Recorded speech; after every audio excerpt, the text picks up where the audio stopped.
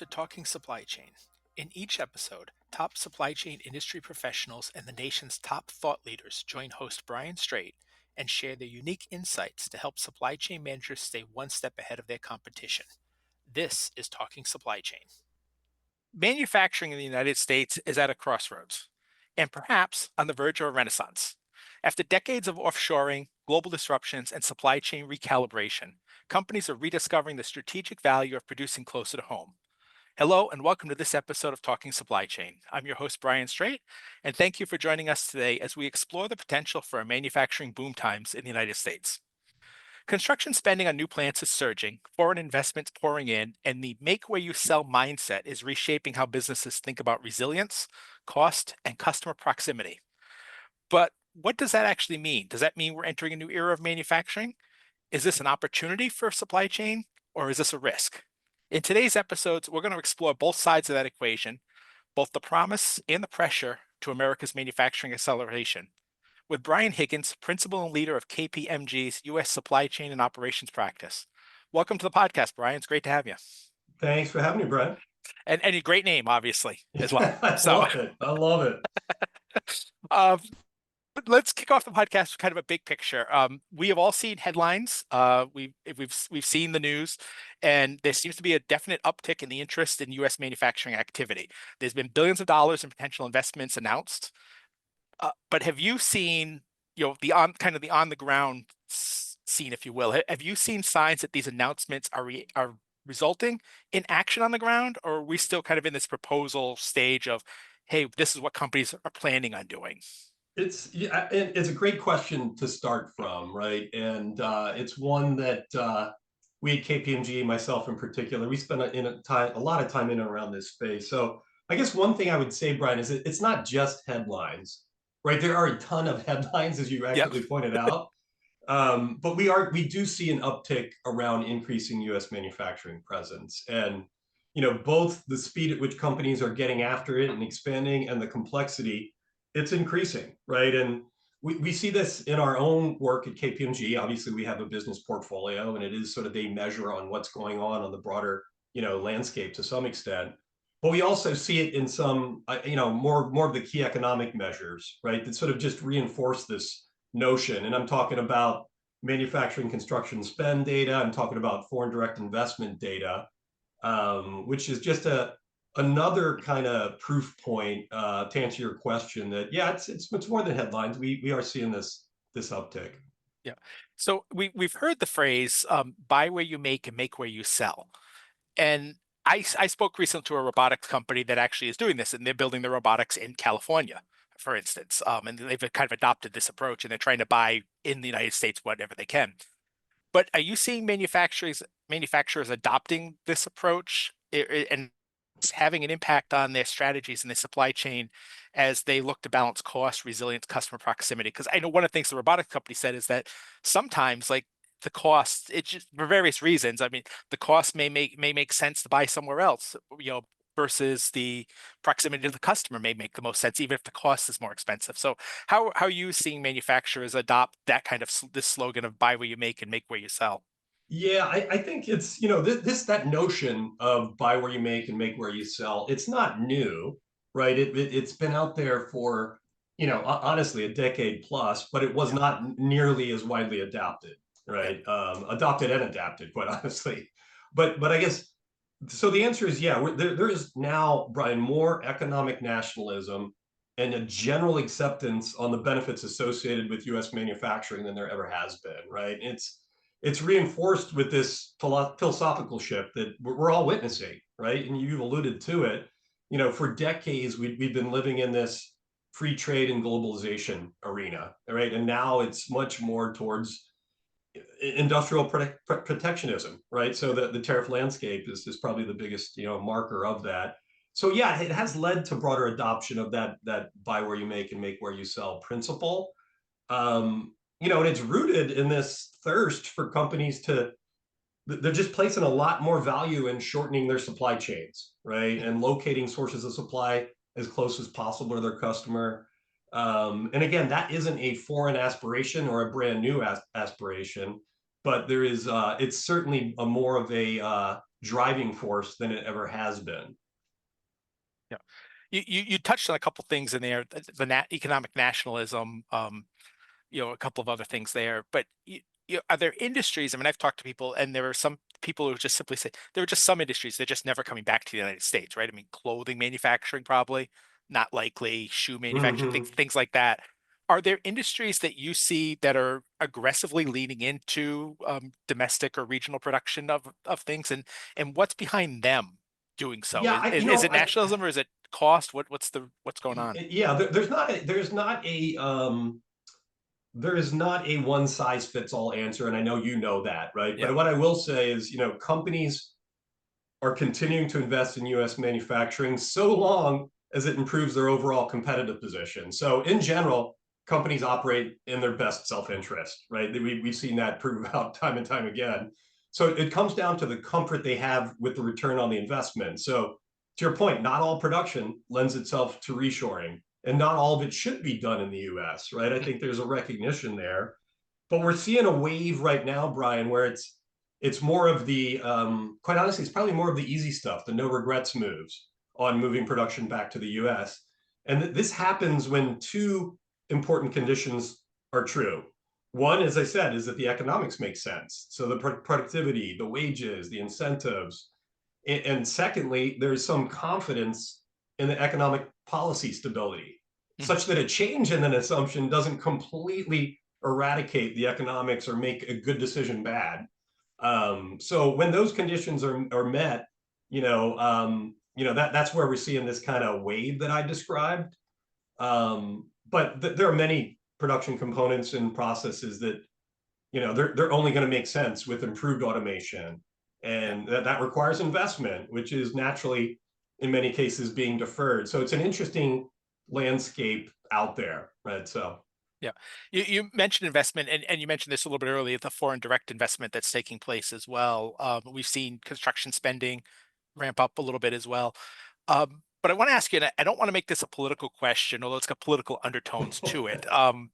But I had spoken earlier this year to let's just say an analyst, right, at a firm that was involved in some of the announcements of some of the big announcements that were touted over the summer, the big investments. And what he told me, like off the record kind of thing, background was that many of these may not actually come to fruition when all said and done. These big announcements. So the question to you is: are you seeing any underlying signs or data points that tell you that this trend has real staying power and is not just simply a in the moment kind of take advantage of the political climate? yeah, and so there's still some amount of this say versus do gap, right, for U.S. manufacturing investments. And what I mean by that is pledges versus activity, Yeah. and there's still some level of abandonment. It's really hard to capture any like specific data points, Brian, but we see this, right? It just in being out there and working with the cadre of companies that we work with, but since so-called Liberation Day, since April 1st, right? On the tariff side, Yep. we've seen time and time again tariffs are being used as a policy negotiation tactic, and that's more of a statement of fact. To your point, that's not a political position that I'm taking. That's just what's happening. Right. And countries and companies have pledged millions and sometimes billions of dollars into expanding their presence in the U.S. in exchange for a more favorable effective tariff rate.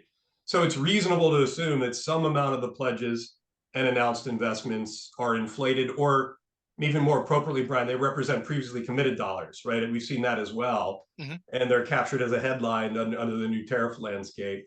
But it doesn't change the fact that there are more dollars showing up in foreign direct investment and in capital spend. There's more dollars showing up in manufacturing and construction spend. That's why sort of I alluded to a couple minutes ago. It's a combination of anecdotal and some key economic data sources that would reinforce that this U.S. acceleration is happening, but it's also happening in certain pockets, right? And I don't mean that in specific subsectors, but the last thing I'll mention here that you just can't ignore is the broader AI economy, right? Yeah. And the investment that is producing alone. I mean, that AI economy, there's massive demands for semiconductor chip production, data centers, energy needs stemming from the AI centric economy. and that's really, really important. But it's sometimes different than what you and I are talking about right now, which is the broader like consumer durable based kind of manufacturing that is outside of those categories. Yeah. I look, I mean, I think if 50% of the announced investments pan out, I think we did really well, Yeah, right? I mean, yeah, it's a lot of investment into this country, regardless, even if it's not 100% um, come to fruition. So, agree, agree. yeah. Want to ask you your explanation of a term that I've heard, something called the proximity premium. Can you explain what that is and what kind of benefits companies that adopt this proximity premium realize when they do so? Yeah, this is interesting, and we've studied this phenomenon on reshoring and companies' global supply chain strategies over many years now. And it was late last year we produced this kind of thought leadership and survey piece, and we sort of coined this proximity premium as a tag for that thought leadership piece that KPMG put out. And it's pretty simple on one level, right? It's just that notion that I described that companies are placing significantly more value in shortening their supply chains Mhm. and locating sources of supply as close as possible to their customer. And again, not a new notion, but what was interesting in the study and the survey results was how prevalent it is. I'd say in the last year, right, and how it's now increased in its profile and its premium. Hence the name proximity premium. And one of the interesting data points we saw was 81% of the executives in that survey that I mentioned, Brian, anticipated the majority of their U.S. serving supply chains they're eventually going to come back to the Americas, right? So it's like a recognition that the vast majority believe, and that's not saying wholesale; it's just saying the majority of their overall supply chains, this economic nationalistic pool. But it's worth noting also, and we do a lot of surveys, Brian, as you would imagine, right? Keeps a good pulse. But we did a tariff pulse survey, which was one of our most recent, that built on some of these themes. And in that, it said 63% of our respondents were actively considering reshoring operations in the U.S., while only 10% have actually taken action, right? And that alone was like a wow. I think we're on the front end of this, right? The front end of this U.S. manufacturing acceleration. Yeah. I think that's, we talked a lot about that in the last few years about, companies moving their supply chains to Mexico, right? Like after COVID, out of China into Mexico Mm-hmm. kind of thing. And, we kept hearing it's like, this is not this happens now and 6 months from now, it's done, right? I mean, this is a 4, 5, 6, 7 year project to do this. And I think it's the same thing moving domestically with these supply chains as well. This is not we don't, in 2026, we're not going to have all these supply chains here in For the United sure, States. for sure, Yeah. yeah. So this is kind of a lengthy process. Um, I think part of the things that make moving supply chains back to US possible today is technology, right? That we didn't have years ago. In the 90s, I actually read this the other day from somewhere. Uh, in the 90s, everybody wanted to leave the United States and go to China and Asia because it was much cheaper, right? Now we've got technology, we've got automation, robotics, AI, as you mentioned, that make manufacturing in the United States in some sectors much more competitive. So, can you kind of talk a little bit about how the technologies are enabling manufacturing growth in the United States to take place so that companies can be competitive manufacturing here? Yeah, and it is absolutely probably the single largest contributor to our ongoing effectiveness, right? Yeah. From a manufacturing productivity standpoint. So yeah, so technology and AI in particular, they're primary engines for this new manufacturing era that you and I are talking about. And it was a key theme, and it was a absolute top investment priority in terms of what we heard from the CEOs that we spoke with in our, we have a CEO Outlook survey, Brian, every year that we do, and this is fairly recent. This is within the last month and a half, and this was front and center. And it was interesting, though. There was a recognition on one hand, Brian, that yeah, you know what, we have to lean in more towards automation, robotics, AI. It is an imperative to get the productivity where it needs to be and to enable a lot of this reshoring that we're talking about. But it surfaced this interesting what we call another innovation dilemma, right? While companies are pouring capital into AI and tech to drive growth, they're simultaneously constrained by the pace of regulation, a workforce that's not ready for it, supply disruptions. It limits their ability to get after it, right? So it's an interesting circular kind of thing. There's a recognition, yeah, I gotta get after all this AI and tech investment in order to live up to the aspirations and ever to reshore, to rebuild manufacturing capability. But there's certainly some obstacles in the way. Yeah. So you mentioned innovation there. Two questions: innovation dilemma. I want to get to that in a second. But just in innovation in general, is companies kind of see reshoring. They might not see it as a risk strategy per se, maybe a cost or what have you reason, not necessarily risk. Um, but there comes with that, I think, opportunity for innovation because right now you're building a new facility, you've got the opportunity to add in new technologies. So is the innovation is that ability to add technologies that they didn't have 2, 3, 4, 5 years ago? Is that something that will evolve and allow manufacturing to localize even further with their approaches here? Yeah, in my view, I view the results and the ability for U.S. manufacturers to invest and get the gains from the technology innovation Hmm. are the biggest gating factor to reshoring, right? To the extent that companies get this right and they get the math and the economics to work, meaning the investments that they pour in, and they get the productivity enhancements, that will gate how much they can actually do on an economic basis here in the U.S. So I'm really optimistic that innovation stemming from reshoring is going to help reverse a rather massive productivity slide that we're facing in U.S. manufacturing, right? So I do view it as more of a necessity, Brian. And Yeah. and the reason I say this is, over the past 2 decades, U.S. manufacturing has had a marked slowdown in productivity growth. So labor productivity, output per hour worker, it's all stagnated, right, since the late 2000s, despite continued investment. So nearly every measure that we look at, and again, this is a holistic statement. There are exceptions to every rule, but suggests that we still have a massive productivity issue in the U.S. that we need to get right, and it's a both problem. We have higher wages and slower productivity gains, right? And so this innovation and this investment that we're talking about, I have seen, and I think it's going to continue to help address this. And it's not optional, as I said. This is a significant barrier, but I'm optimistic and excited by the all the dollars and the investments that are going to be stemming from this reshoring. Yeah, and I want to get into some of the barriers in a second, but I want to stick with the innovation theme for just a second and ask Sure. you because you mentioned the innovation dilemma that you mentioned. So I want you to give you a chance to kind of explain that for our audience. What is the innovation dilemma? What does that mean? Yeah, and to me, I guess one of the things that came out of one of our most recent surveys, and it was a question really that was anchored on AI and humanoids and advanced, manufacturing technology. And it was a recognition from the executives that says, "Hey, I think this whole push to AI is absolutely real, and it's going to be the single largest contributor to innovation and ultimately the changing of my business model."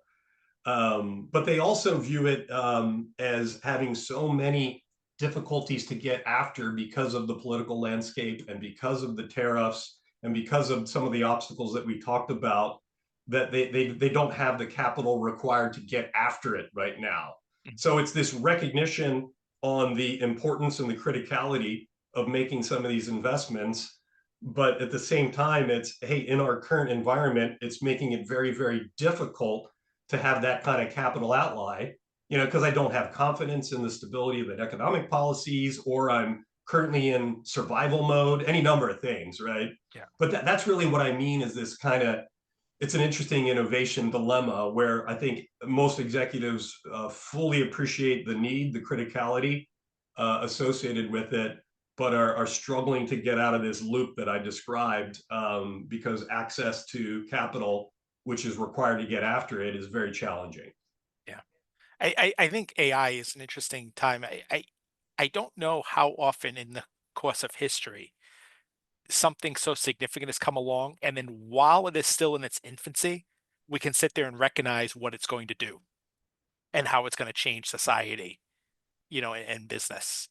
Yeah, Um, 100%. yeah, Yes. and I Yep. think that's really cool that we can sit here and recognize this now. And I mean, it's oftentimes it happens after the fact, right? Like, I did not realize this was going to do everything that it did. But I think that's really cool. But anyway, I did, that's just an aside from me on it. But I can understand, like, executives look at it and it's like, hey, we know this is going to be valuable. We know this is going to be important, but how do we get the money to do that?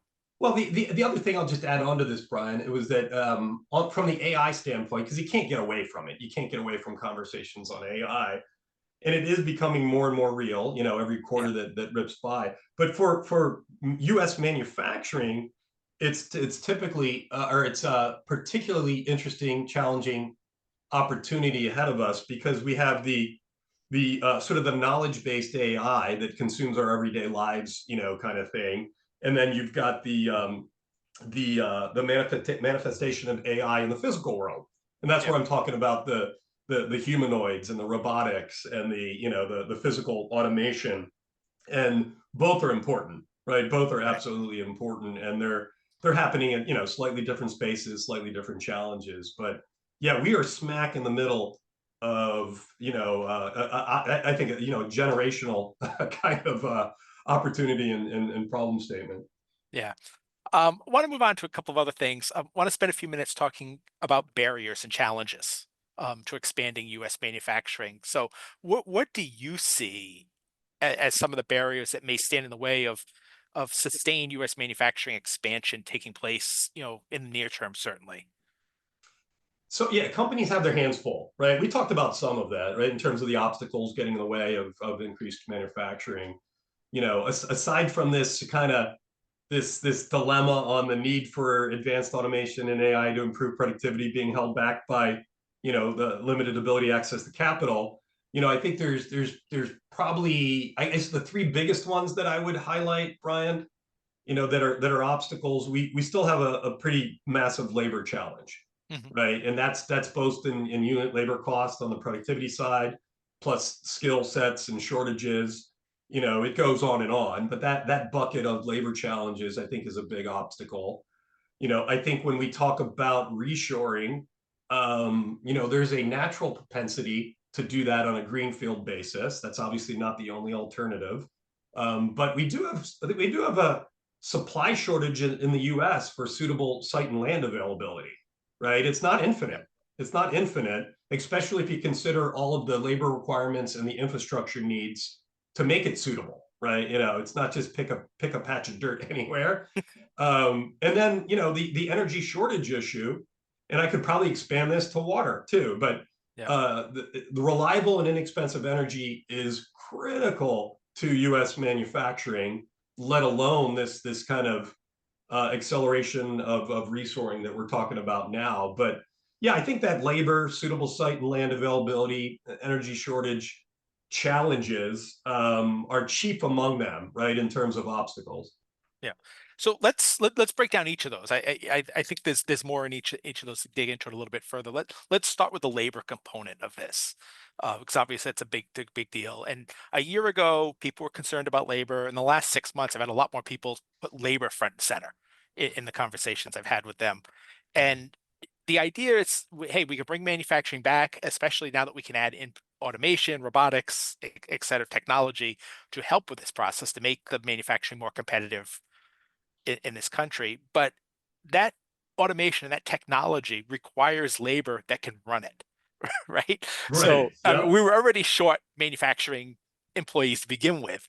So, how do companies balance the need to say, hey, I can put this plant here if I add automation and AI, with the realities that they may not have a ready workforce to run this technology?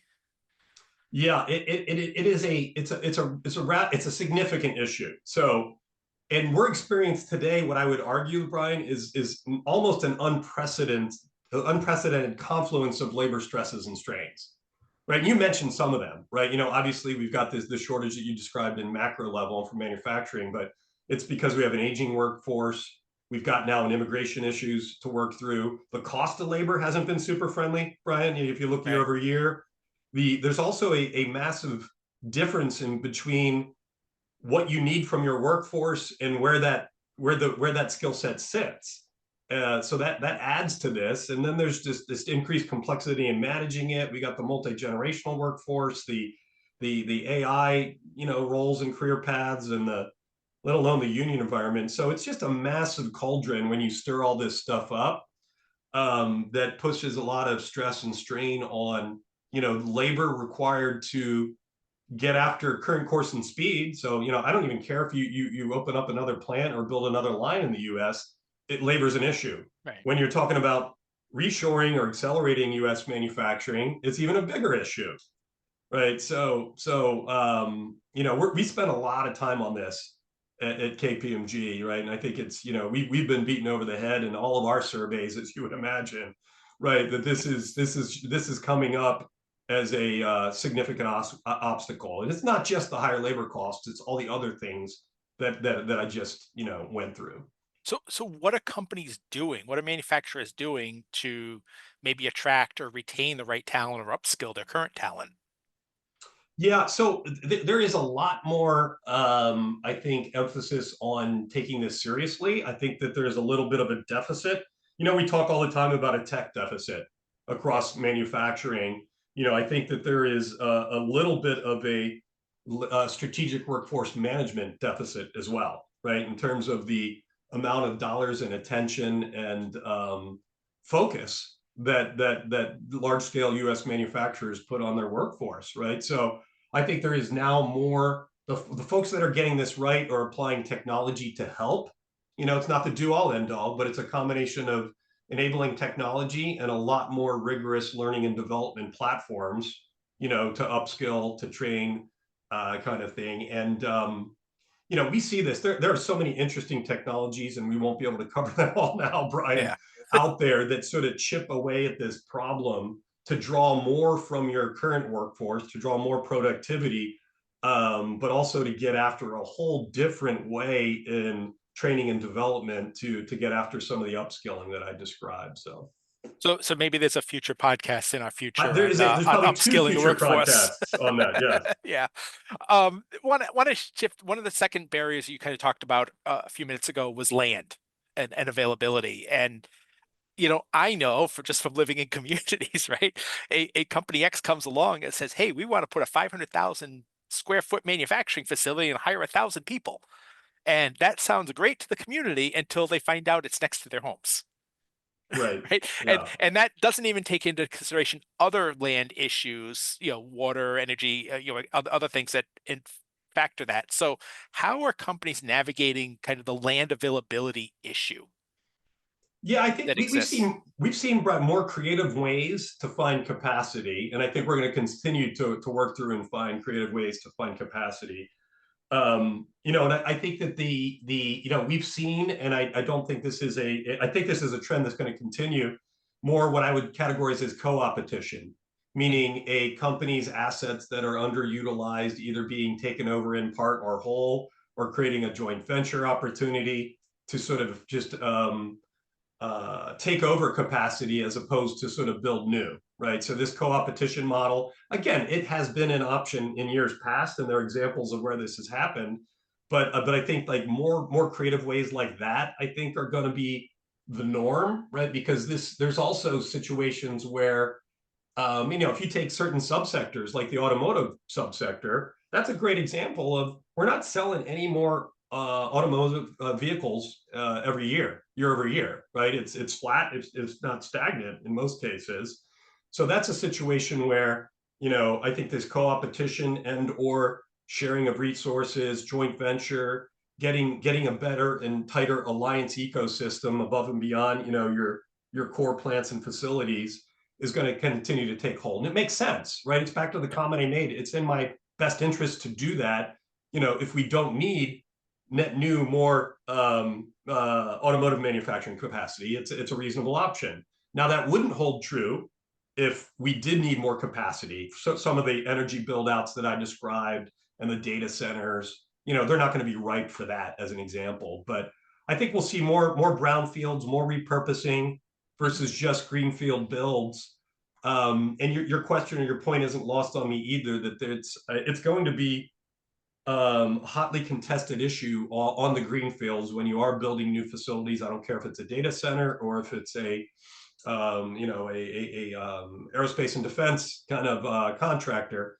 There's going to be a lot of community angst and community excitement at the same time, right? And it'll Yeah. be a divided audience. The last point I'll make here is, Korea's recent commitment to bring more shipbuilding back to America, right? Fantastic. Billions of dollars being put into it. There are certainly communities in America that have been historically proud of their roots in shipbuilding that I think would welcome the additional investment to get back to their roots. But I know it's not universal, right? There'd be Right. probably maybe an equal number that would raise their hand and be like, hey, anywhere but here, right? Yeah. Kind of thing. So Yeah. I it, mean, it will be part of the fabric that we need to navigate for sure. yeah, I mean, I see that in my own community all the time, and we had a proposal down the street from my house, actually, company wanted to put in. It wasn't even a big facility. I don't know, it was like 50,000 square feet or something. It wasn't even a huge facility, and there was a lot of uproar about it. It's like everybody in the community is always arguing. It's like we need more manufacturing. And then when somebody says, "Hey, we want to put in manufacturing facilities," no, you can't do that. Yeah, Like, right, it's like, right. so I don't know, but so I know that's a barrier, but and there's other things too. But I think as existing companies better utilize technology in their own facilities, that probably frees up space as well that you could sublease out and things in some cases. So Yes, as you yes. mentioned, so the last thing I want to touch on as one of the barriers you talked about was energy and a little bit of water as well. So energy capacity in this country, there's questions as to how much it can grow, right? And especially in the short term. And as we add more AI data centers, which take up a lot of energy, a lot of water, things like that, it tightens that energy grid even further. And manufacturing sites, especially as you add robotics technology, automation, et cetera, also use a lot of energy. So how how significant a concern is that for manufacturers to deal with the energy issue when they look at adding a facility somewhere, and how do they Yeah, address that? it's interesting. Like I don't even know how I would stack rank these. We're just talking about the labor crisis for Yeah. manufacturing, but energy is, my God, it's there. It's there as well, right? So energy security and manufacturing competitiveness go hand in hand. Full stop. And the manufacturing industry alone, Brian, accounts for approximately a third of all U.S. energy consumption. And to your point, it will be with AI and cloud and quantum computing and advanced automation, right? The stresses um, get more and more, Yeah. right? So access to reliable and inexpensive energy super critical, and this delta that you described is real, right? Between anticipated energy needs in the next 5 to 10 years and our ability to generate that output, and then the reshoring just expands this issue, right? It further exacerbates the issue. And so we do a lot of work in this space, and I don't think it's lost on most companies that they need to think about the problem differently, and they need to prioritize on how to solve for their energy needs. Hmm. And there is a mind shift here, though, Brian, for companies from not just simply being an energy consumer, right, towards more ownership of their energy provision. And we have plenty of examples where large scale manufacturers are reasonably self sufficient, have built their own kind of gas turbine plants, and they have really good strategic partnerships. But there's a lot that haven't, right? And this kind of ownership of your energy provision mindset is going to be increasingly more important. And the ones that get it right are thinking all day long every day about their mix of grid power versus on-site renewables versus stored energy, and how do they reduce their exposure and sort of meet this kind of moment, right? And again, that also brings different stresses and strains because it's a different mindset, it's a different set of suppliers and partners that you need to think about to address it. As I said, I don't think it's lost on most companies, but it is a big issue to the point that you were asking about. Yeah. Want to get to two more questions quickly here. Get these in. Starting with this one, and you guys talk to a lot of customers, a lot of clients, obviously that you work with. And some companies are much better, much further along in this process of reshoring their manufacturing. So are there common traits or decisions that these companies make that you see, these front runners, if you will? I mean, is there anything there's any commonality between how they approach this process?